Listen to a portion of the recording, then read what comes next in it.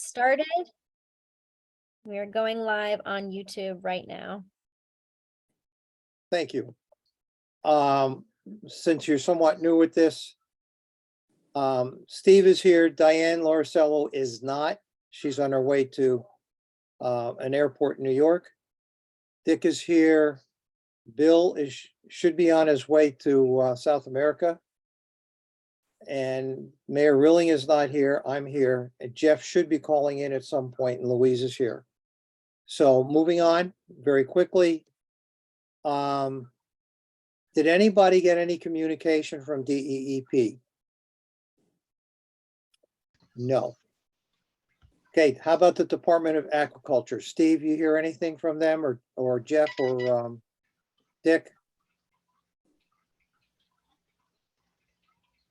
Dick, you're muted.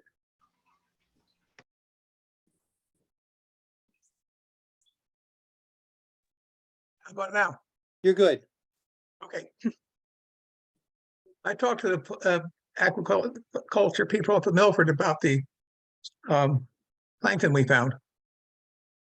And they were going to take it further, but I don't know what they've done with it. Okay, I was out today and I didn't see any dead fish, but I did see loads of bunker, especially in 5 Mile River. 5 Mile River was, you almost could walk across them. They were so thick. That's quite a bit of an exaggeration, but they were evident. You could not see the bottom. So since they're not being impacted, I don't think this is the toxic red algae that I had sent all of you a note on. It's Prorocentrum minimum. Okay, It's not a flagellate. It is a toxic algae, but it's in such a, it isn't of the density to cause problems. Right. And Milford told us not to worry about it. good. Good. Okay, moving on to Department of Health. Anything we need to know from the Department of Health? I'm standing in for Bill. My name is Kyle. And basically Bill went out with Dick to take water samples, so we're kind of deferring to wait for results. To Dick, yep. Yeah, and I contacted the aquarium because there's a young lady there that has been trained by NOAA to identify hazardous algae blooms, and she has not gotten back to me, so. And with all the menhaden that I saw in the area, I tend to go along with what Dick was told. It's not worth worrying about at this point. Right. Okay, Harbor Commission, Jeff isn't here and I made a mistake. John should not be here. The only thing that we need to worry about with the Harbor Commission is they received Steve? Sorry, Mr. Chairman.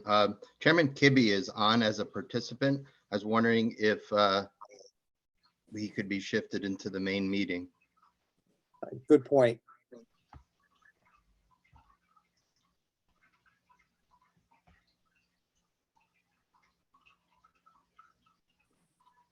Moderator, are you capable There, of doing that? He's on. He's on. Okay, Alan, great. can you hear us? Alan, you're muted. Dorian, hello. How you doing, Alan? I'm doing great. I'm glad you're here. Thank you. Anything you would like this group to know about, especially the Eversource plans for what's going on with the harbor? In our last meeting, we concluded that we were going to hire a consultant, or not hire, work with a consultant, a power transmission consultant we worked with previously when this all started, to do a peer review of the project as it stands now in terms of the electrical transmission design. And Jeff said he got a document from them, and I don't know if all of you got it. If you didn't, I will ship it out to all of you. Steve, did you get a copy of that from Eversource and the Um, City Council? of the application? To be honest, I didn't get a chance to look at it yet. Yeah. Sent it out We had the today. application at our last meeting. That's what we reviewed. Okay. I'll make sure you all get a copy of it. Basically, if the Siting Council said gave a thumbs up to Eversource, at this point, the only thing we can do is react to it and try to get DEEP to say this is not a good idea, or to change their plan somehow, making it a good idea. So it's in an interesting purgatory right now, I hope. Okay, anything else from the Harbor Commission you'd like this group to know, Alan? Just that we've been invited to another, the second stakeholders meeting for the bridge construction project. This will be the second meeting I've been to. It seems to me there's a lot of communication difficulties going on with the community. So it'll be interesting to see how this next meeting on June 9th plays out. Okay. Is it for the entire Harbor Commission? Pardon me? No, it's really the Marine unit. It's me. It's the harbor master are the people involved. Gotcha. Okay. Planning and zoning, we don't have anybody here from that. And Dick, we can No. actually, we can call on you as what for PFAS sampling in the Norwalk River. Now, just review what you did previously and what your plans are for the future, please. Okay, well, thanks to Louise Washer, I was dialed in on what the dangers are from all these playing fields. So what we did, and I guess I gave you the report a couple of weeks ago, we went out and surveyed the land that the playing fields are going to be placed on, found that they were pretty much loaded with, several compounds, PFAS and PFOA. The worst two were well represented.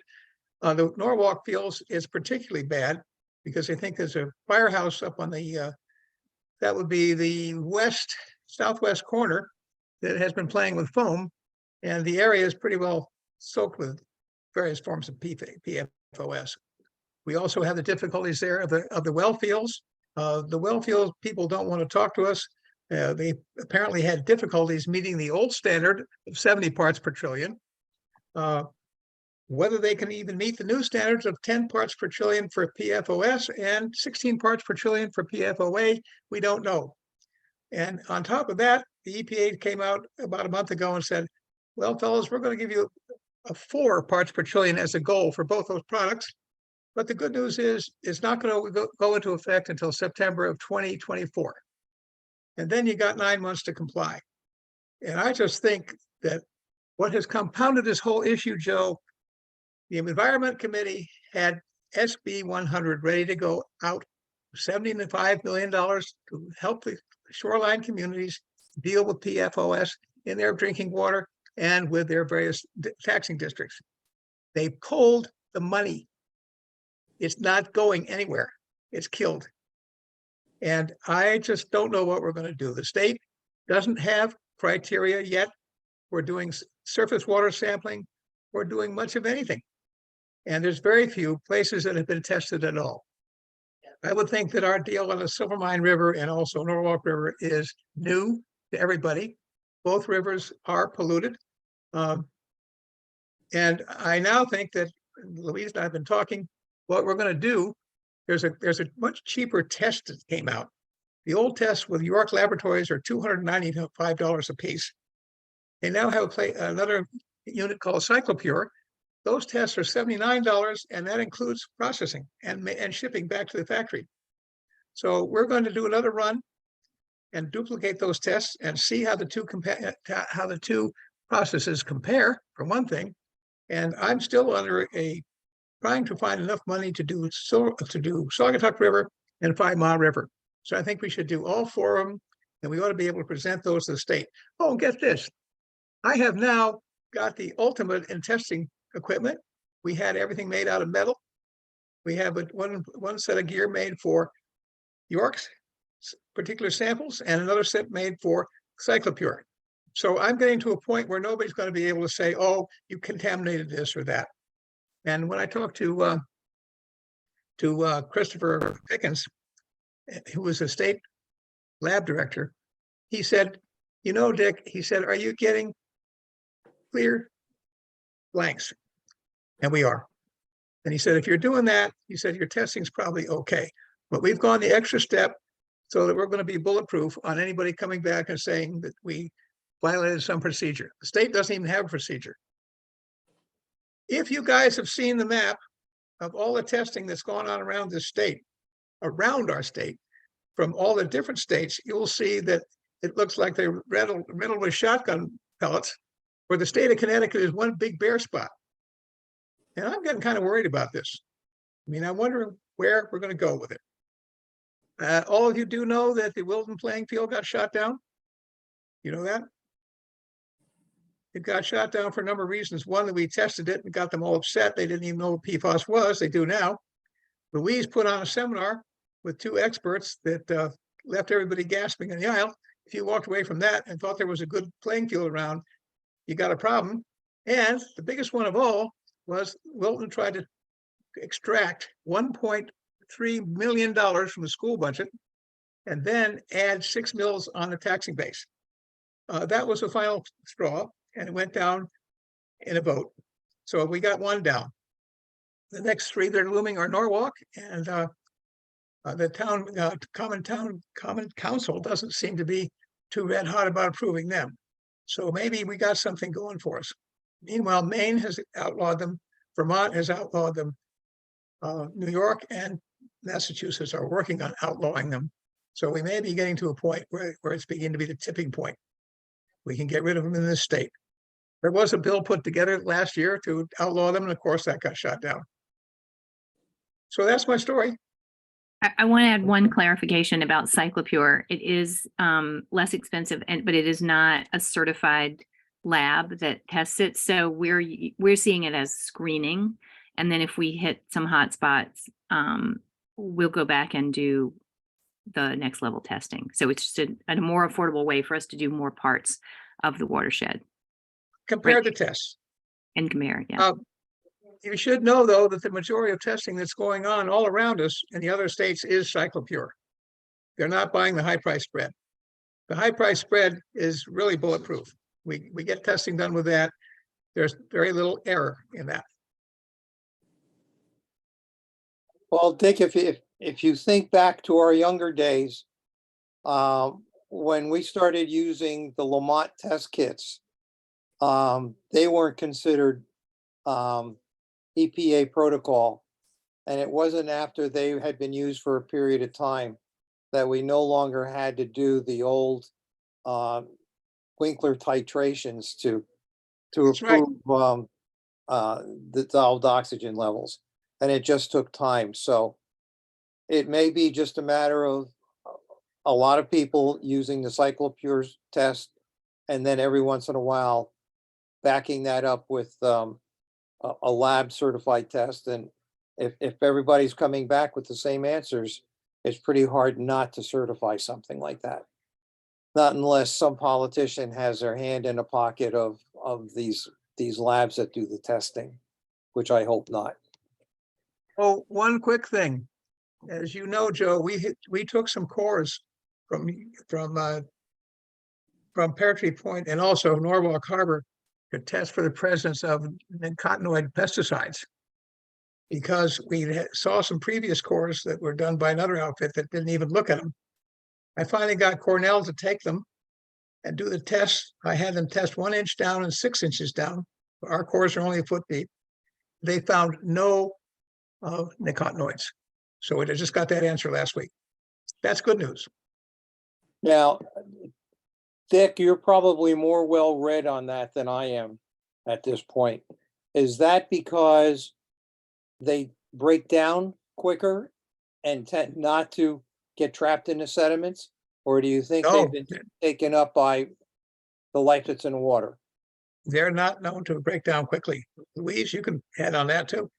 Yeah, the different ones have different lifespans, but some last 5 years. Dick and I want to be able to test surface water, but there's not a way to yet, right, Dick? Right, And surface water is, we need to do it in the spring after a rain, you know. yeah, we need- surface water is our next target, and nobody wants to do those either.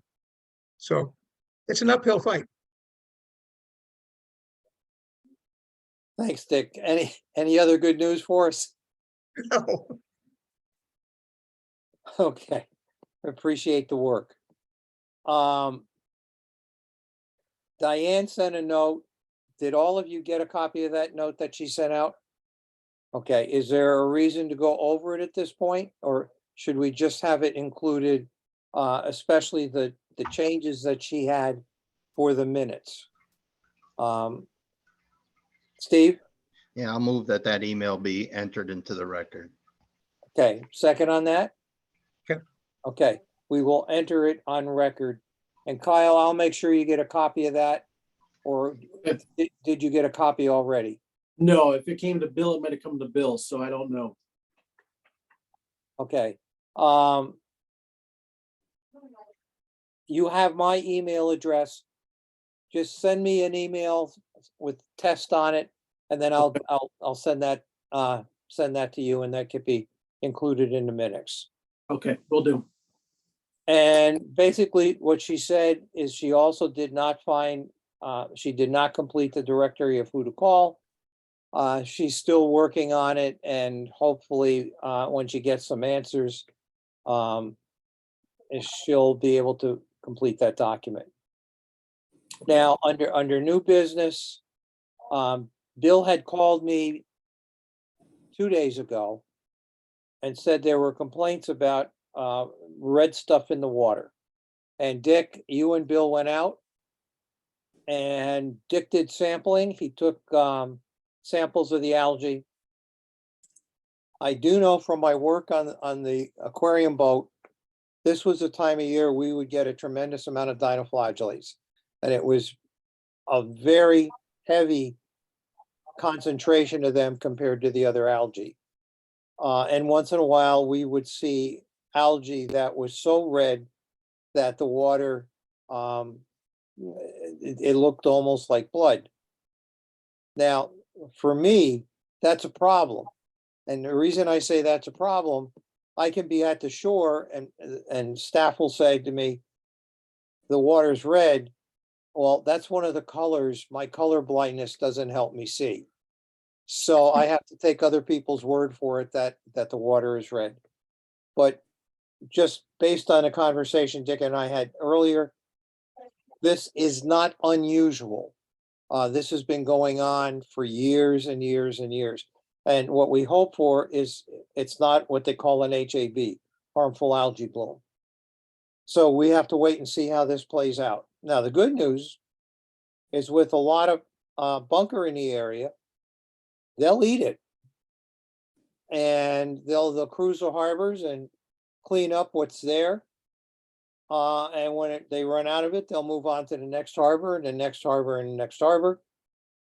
And Steve, you're lucky because they're right now doing a good job down in 5 Mile River.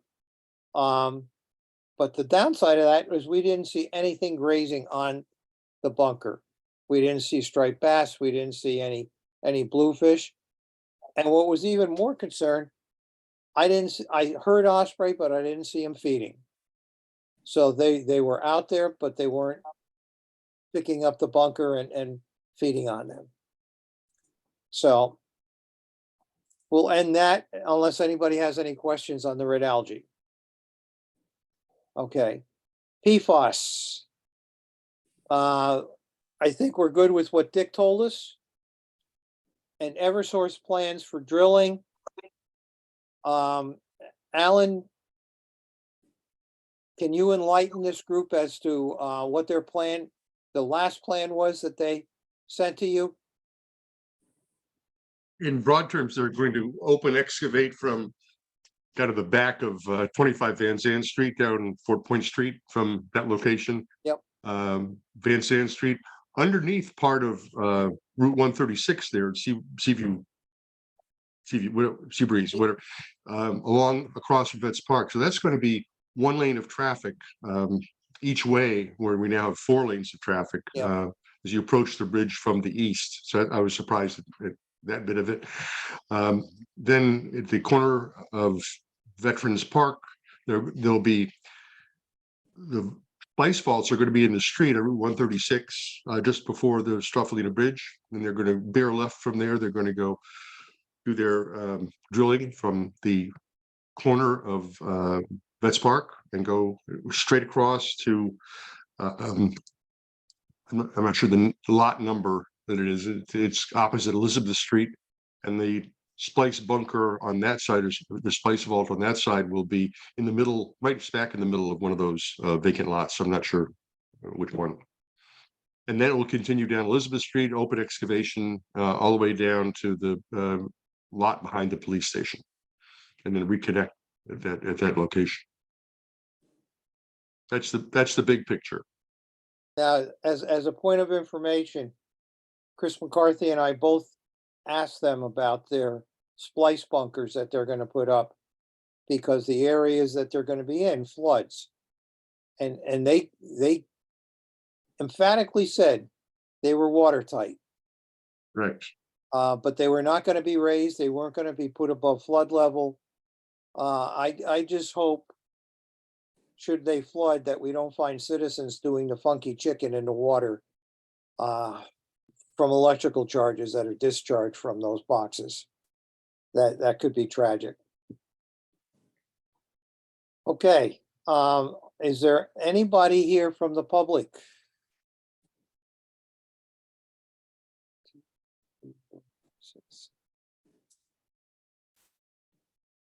There is one attendee named Linnell Jones. Does she wish to add anything? I've added her to the panelists so she can speak now. No, thank you. I'm just listening. Thank you very much. Okay, then the next item is the reading and approval of minutes from May 4. Anybody have any suggestions other than what Diane submitted? And we're gonna include those in the minutes, so they will be, and the changes will be entered. But any other changes that any of you saw that you need to address? Okay. Then if there are no changes, can I have somebody approve the minutes with the changes Diane sent in? I'll make a motion to approve. Second?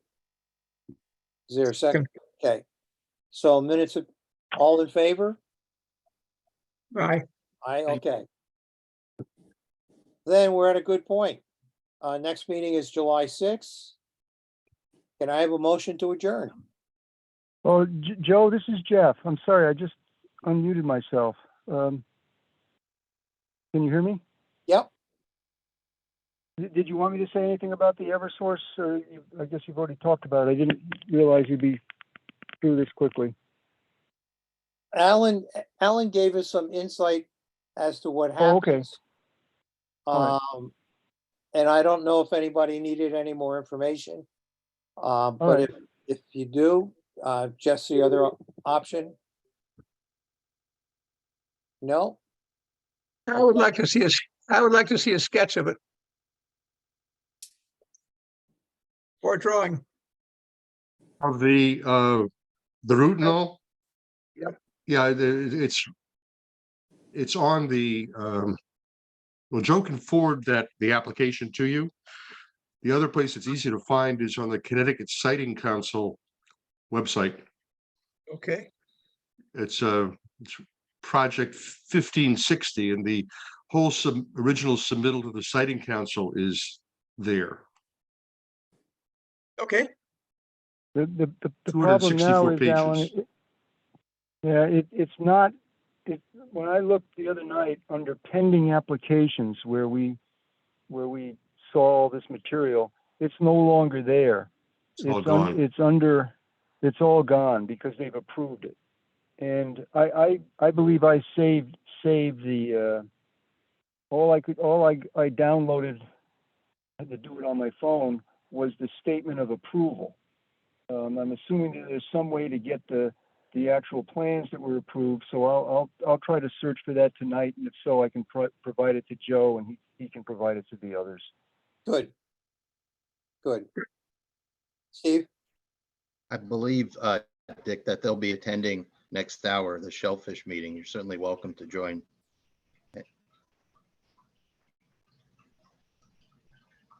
So are we good now? Okay. Can I hear a motion to adjourn then? Then Louise can get on her merry way and second. All in favor?